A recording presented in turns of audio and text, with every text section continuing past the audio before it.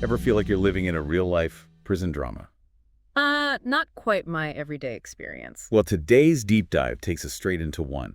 Ancient Egypt, intrigue, prison cells. Sounds a bit like Orange is the New Black meets hieroglyphics. Exactly. We're diving into the book of Genesis, a story of the Pharaoh's butler and baker who've really messed up. And they find themselves in prison alongside a man named Joseph. No, these weren't just any servants, were they?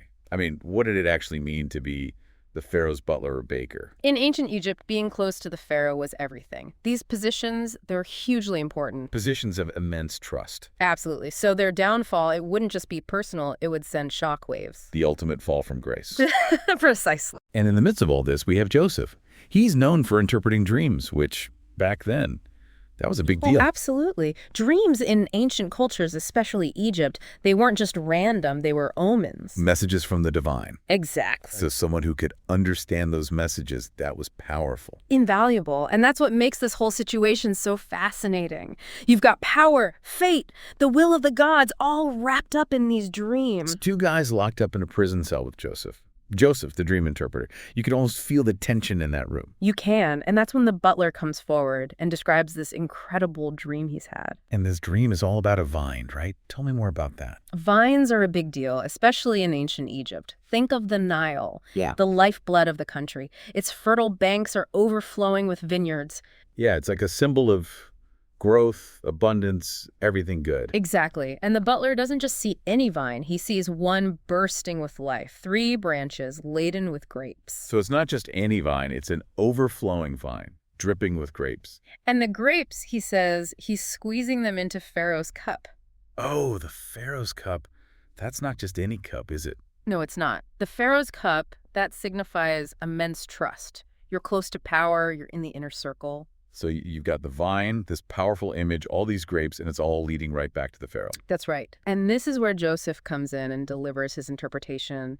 He embraces the symbolism. He says, the 3 branches, those are 3 days. So 3 days until what? What's the dream about? Joseph tells the butler he will be restored to his position within 3 days. He'll be back in the Pharaoh's presence. Wow, talk about a good news interpretation.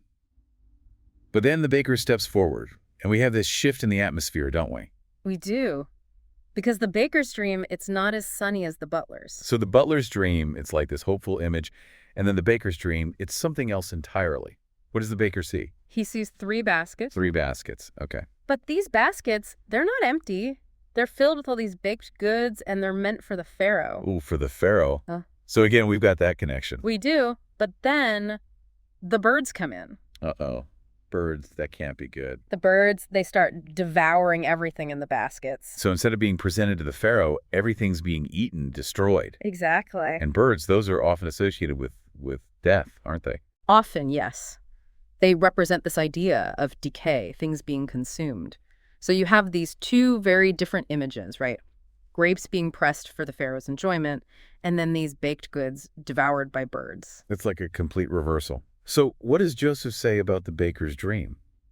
He doesn't hold back, does he? No, he doesn't. He tells the baker, those 3 baskets, those are 3 days.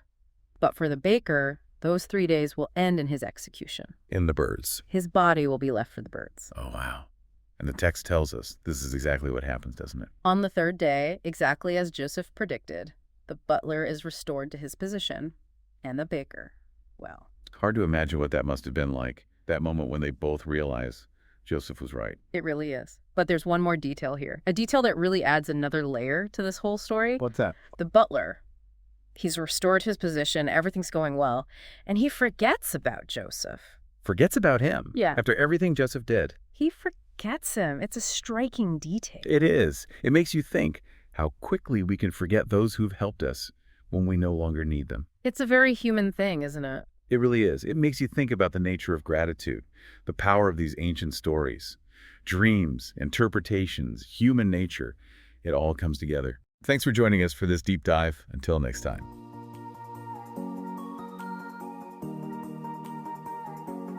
Thank you for spending this time with us. Toby, Eleanor, and our team of researchers are working hard to produce more episodes. If you value what we're doing here, please consider subscribing and sharing the word.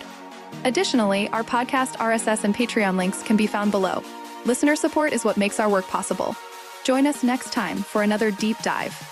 God bless.